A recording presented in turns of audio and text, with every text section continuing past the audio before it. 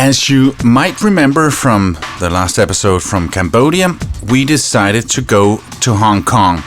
First of all, it was to get the visa to China. And I was here before and I really enjoyed my time here. Hong Kong is an amazing city.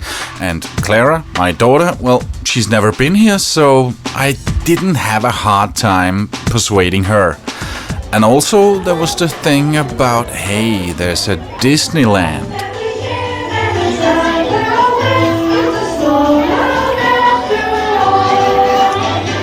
It's a small world after all. No, anything but that. But since I've already been here and done an episode from Hong Kong, I decided to leave the microphones at the hostel and take a sort of break from recording everything.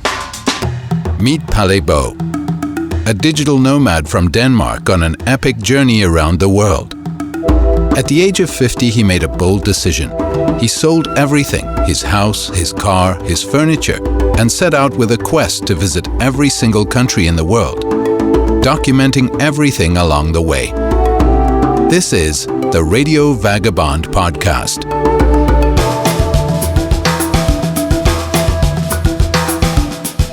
But I do have a few things to share here from Hong Kong.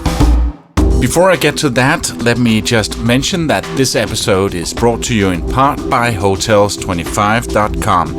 It's a website that searches all the major travel sites to find you the best deals on hotels and hostels around the world. You don't need to spend a lot of time searching 15 different sites. Hotels25.com does that for you.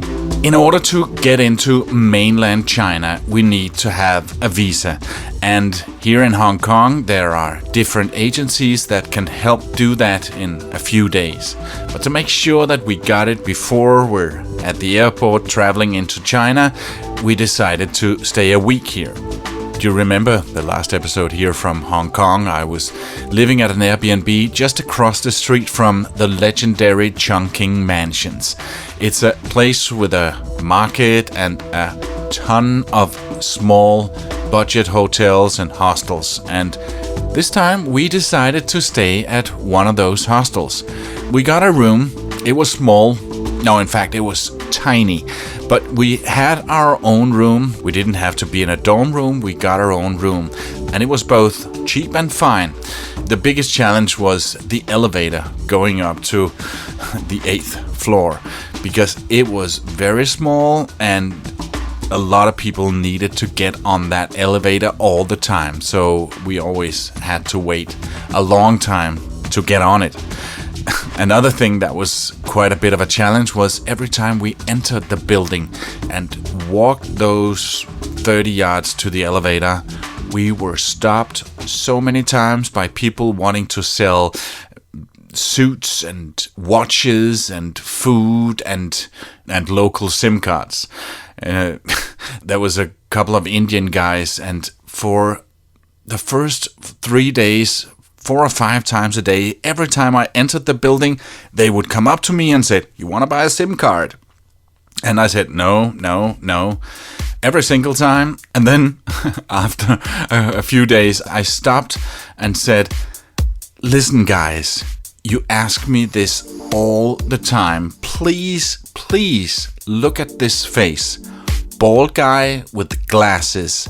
I do not want to buy a SIM card. I am fully covered. I don't need it. Remember this face and think, no SIM card." And they laughed and said, "Absolutely."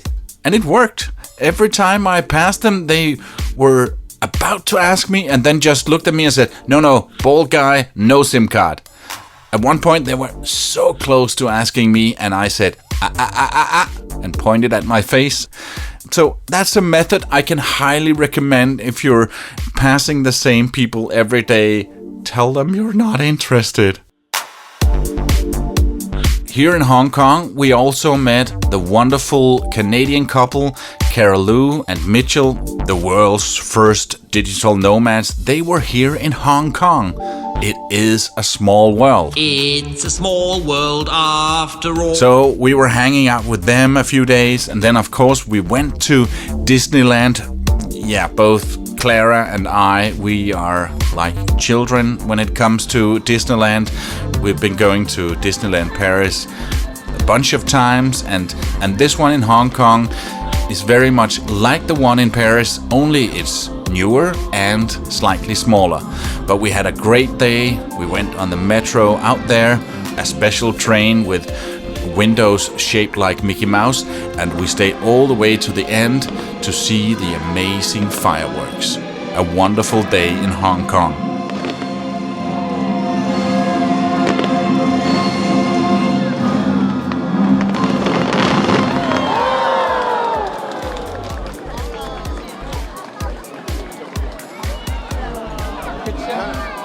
Thank you for joining us for Disney in the Stars. Have a magical day. We also took a trip up to the Peak. That's the highest point on Hong Kong Island, where you have a great view of the city. I didn't do that the last time, so I'm actually very, very glad that I came back in order to go to the Peak in Hong Kong. You must go there when you get a chance to go to Hong Kong. And then I was invited to be a guest on Phil Whelan's show on Radio 3.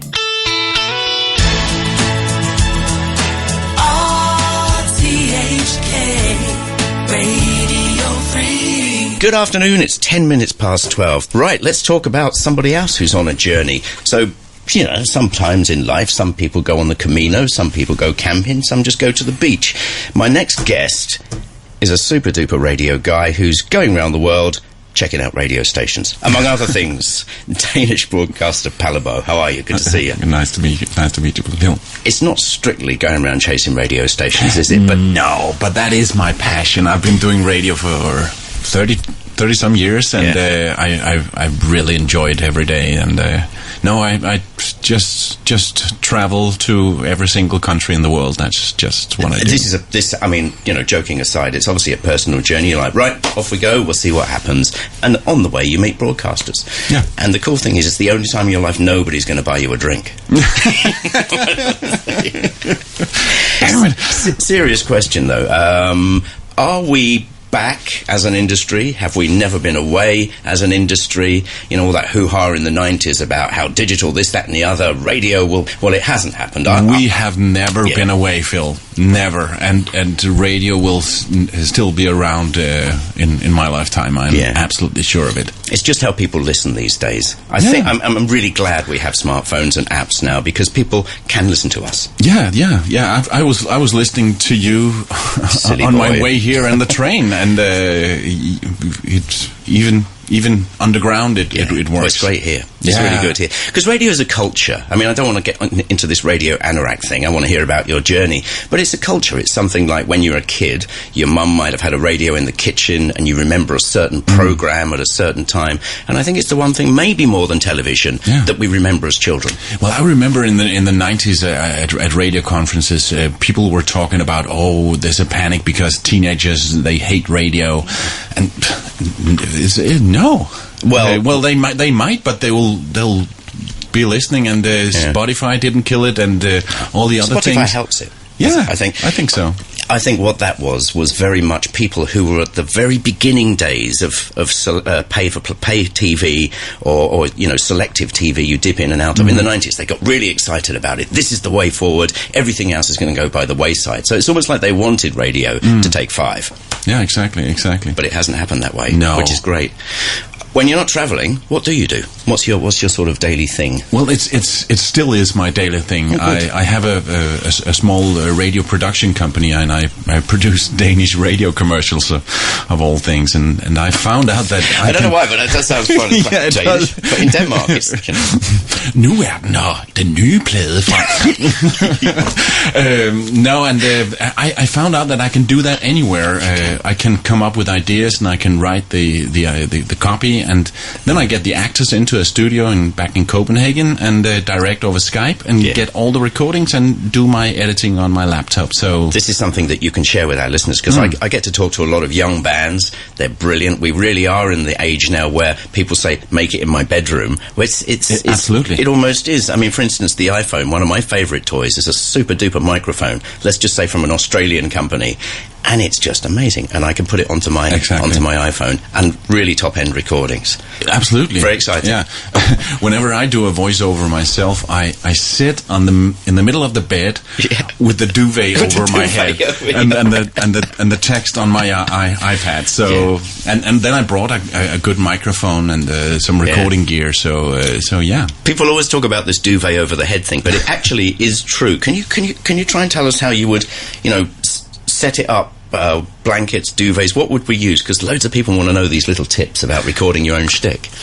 If it's you need a bit of room. You made the impression of playing a guitar. I don't know if that would work. No, I've just got a thing with my yeah. No, I try to make a room under there and a tent, and it looks ridiculous, and in some countries it is look around. It does look ridiculous in here as well. No, in some countries it's been very, very warm because I do a podcast about my travel and what's it called? The Radio Vagabond. The Radio Vagabond. Now, I know have been to such places as Iran. Give me a list of some of the other places you've been to. Yeah, Iran, Iraq, but that was before this journey. Still, I was in Iraq with an organization that helps media where freedom of speech is a problem, and we were in Suleimania in Kurdistan just before ISIS came, and I was helping them set up a radio station there, and it was amazing. I think countries like this, people are interested in finding out about what kind of podcast material did you pick up when you were doing that first bit of your trip? I mean, what kind of topics did you tackle? Mainly my podcast is about my journey and the cultures and the people I meet. So I try to immerse as much as I can in the culture. My podcast is not about radio. I might mention it, but it's about my journey. And then food, and different sites and surprises and my prejudice. I'm just doing at the moment my podcast from Pattaya in Thailand, and I have so much imaginations about what that place is like, and I get some of my prejudice and imaginations confirmed, but then I see some truly amazing stuff as well. I went to visit an orphanage and spent a long time talking to an English guy there who's helping the poor kids. See, that's a good story. I think. I mean, I don't mean that in a cheesy way, but it's a good thing to listen to. It's a story of lives, and I think people would really dig that. I know what you'd heard about Pattaya, and mostly it's true. Yeah. The Radio Vagabond. This is fantastic. How many have you got in the bag so far of these podcasts? Quite a few, I would imagine. Yeah, I got 50 plus in my Danish feed, and I think 30 in my English feed. Is the Hong Kong one out yet? The Hong Kong was out a month ago because from my trip here in November. Yeah. So that is out here. How might you change it if you were to do it again? I tell you what, because when I was here, it was when the whole thing with the two young legislators. Yes, right. And there was a demonstration. Nearly legislators. And I didn't get the full picture. Yeah. I thought they were only doing something good, but I see there's a flip side now, and I wish I could change that. I can, but I wish it's, since I last spoke to you, X, Y, and Z, I guess. Yeah. Okay, I know that one of your sites is called Radio Guru. Is that your production That's stuff? my production company, yeah. Okay, yeah. I'll be calling you.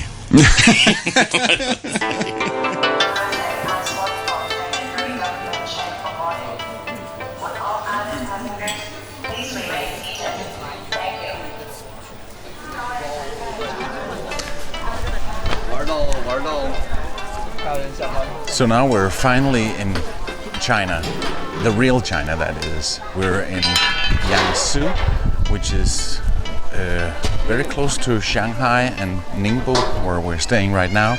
And we're in a village called Yangtze, and strolling around this beautiful garden that is right here. It's the humble administrator's garden, and I feel that this is the real China that we're finally in.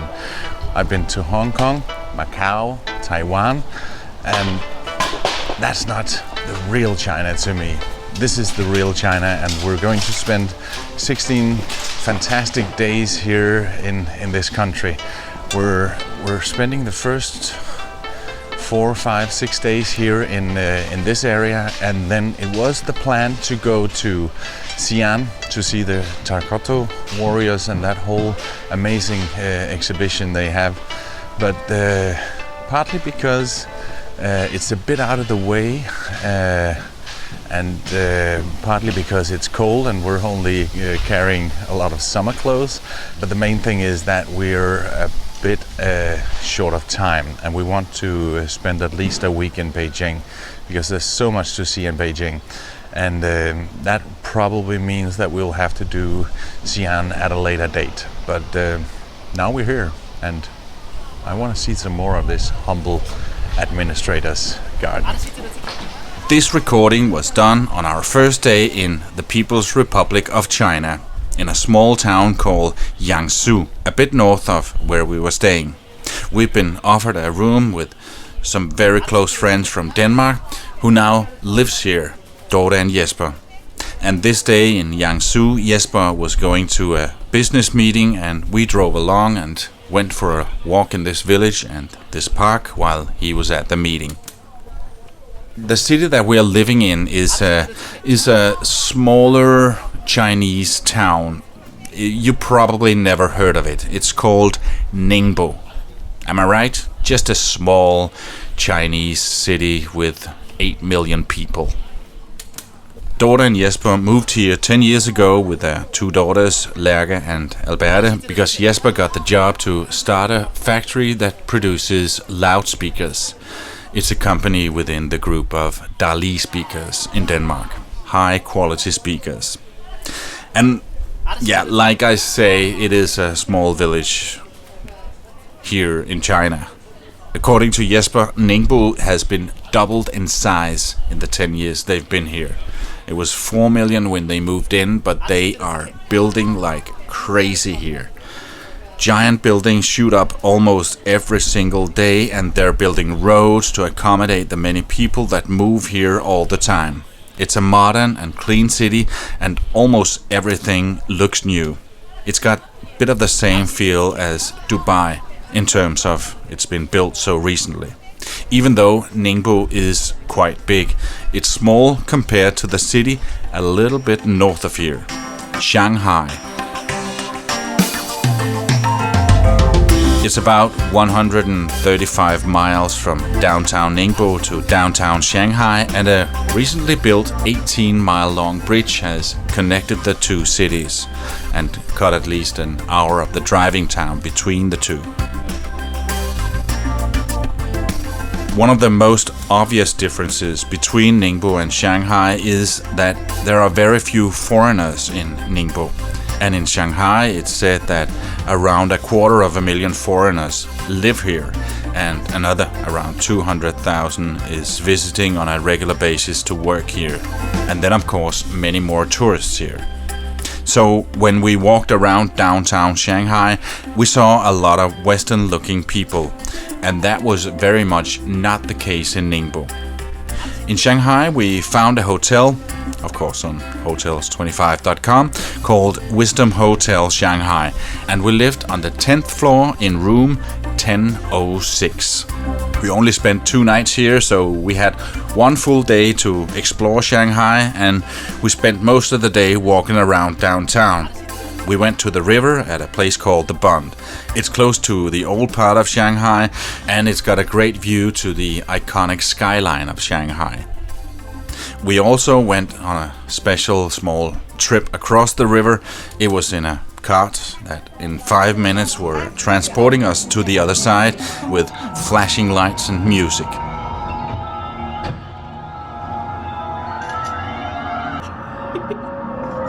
Then we took the high-speed bullet train from Shanghai to Beijing, where we found an apartment on Airbnb.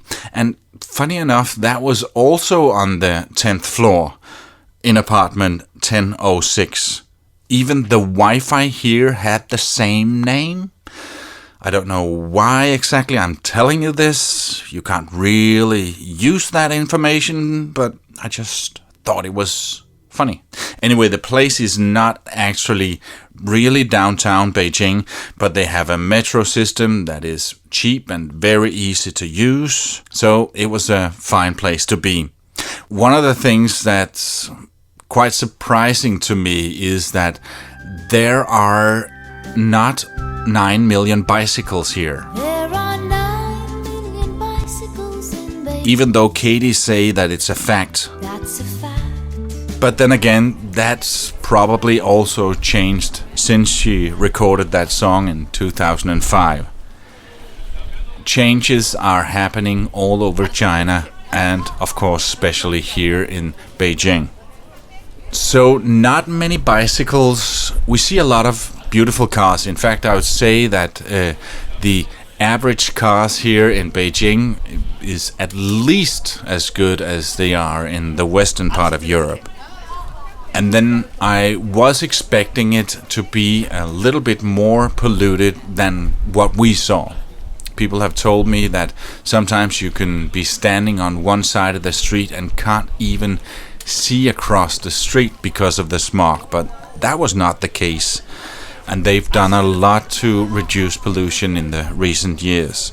One of the things that they've done is that they made a law that says that no regular scooters that run on gas are allowed here. It's all electrical. Imagine that for a second. They make a law that says, okay, no more scooters from now. People have scooters that were all of a sudden completely worthless, and imagine the people who are selling them. Well, only in China. But electrical scooters, they don't make any pollution, and they don't make a sound. So they just come whooshing by you, and you really need to be careful not to get run over by an electrical scooter, especially at night, because a lot of them, they drive without the lights on in order to save power so they can make it all the way home.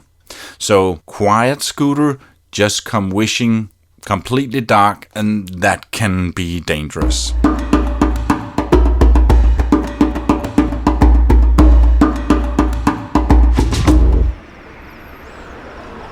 We're standing at exit D at Shushiko Station, Shushiko Metro Station. This is where we're supposed to meet the group that we're going to the Chinese Wall.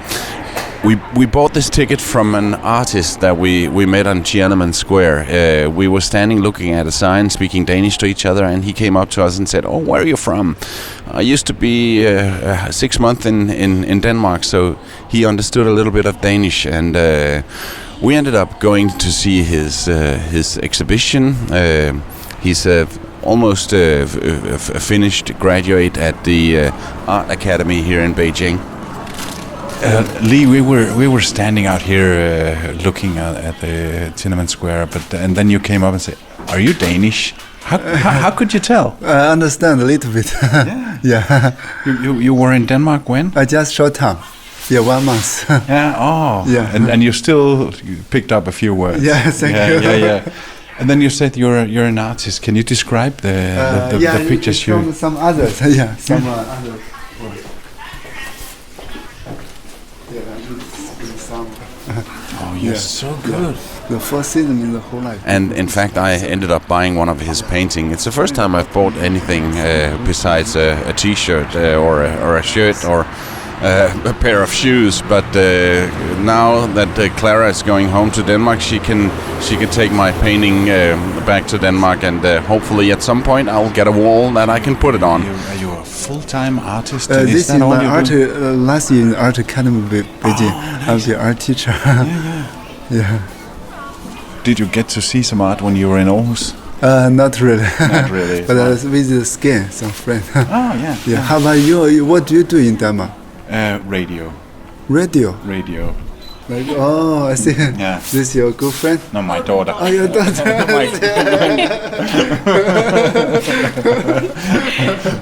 This is so beautiful. Thank you. So beautiful. It's not finished one time, the less. It's so detailed. No, that is not my girlfriend. That is my daughter. Please.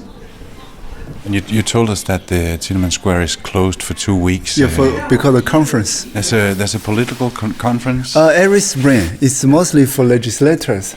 Yeah. Yeah.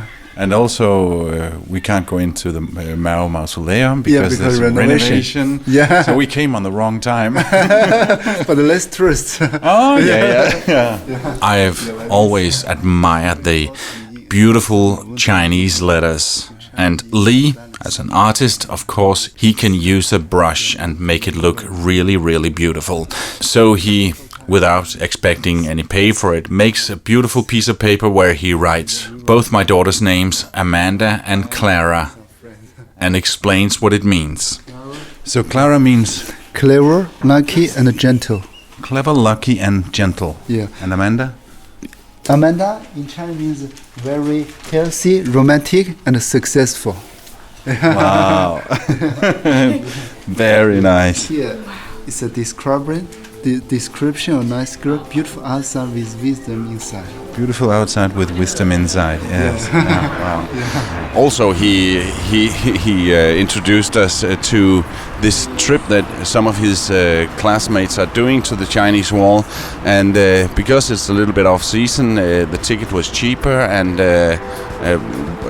quite a bit more cheap than what I found on the internet so far. So we decided to buy the tickets from him, and this is where we're going now. And that is going to be in the next episode of the Radio Vagabond podcast. It will be out in a few days, so make sure that you stay subscribed and join us as we go to the Great Wall of China. Also, we get scammed, we go to a Kung Fu show, and I talk some more to Lee. One of the things we talk about is Mao. He's still to this day the spiritual leader, even though he's behind the biggest genocide of all times. Everybody will do something wrong, right, in your life. So the Chinese people forgive him for that? Of course. Yeah. This episode is in part brought to you by Hotels25.com. It's a website that helps you find the best prices on hotels and hostels around the world. Hotels25.com is best price guaranteed. If you like this podcast, please subscribe in iTunes or the podcast app on your smartphone. You can see pictures, watch videos, and read much more on theradiovagabond.com. Pale can be reached for interviews and public speaking gigs on mail at theradiovagabond.com. My name is Pale Bo. See you in a few days.